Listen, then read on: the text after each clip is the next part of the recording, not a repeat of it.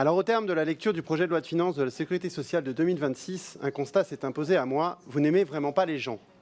Vous n'aimez pas les retraités. Gel des pensions de retraite en 2026, sous-indexation vis-à-vis de l'inflation jusqu'en 2030 et gel du barème de la CSG. Vous n'aimez pas les malades, doublement par décret des franchises sur les médicaments, nouvelle franchise pour se rendre chez le dentiste et pour bénéficier de prothèses et de béquilles.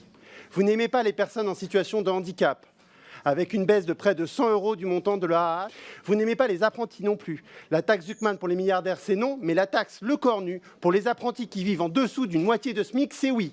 Vous n'aimez pas les travailleurs, réduction des indemnités pour les salariés en dépression ou les caissières et les ouvriers du bâtiment atteints de troubles musculo-squelettiques, limitation de l'arrêt de travail initial de 30 jours à 30 jours, alors que la Haute Autorité de Santé référence pas moins, écoutez Madame la Ministre, de 37 pathologies qui nécessitent un arrêt de travail initial supérieur, limitation de la durée maximale de versement des indemnités journalières pour les victimes d'accidents du travail.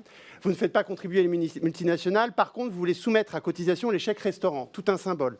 Alors, vous n'aimez pas non plus les soignants, vous prévoyez une hausse de l'Ondam de 1,6%, qui est largement insuffisante, et c'est, selon la Fédération hospitalière de France, la pire cure d'économie jamais vue. Alors, rien pour former et recruter plus de médecins, d'infirmières et d'aides-soignantes, rien pour revaloriser les salaires.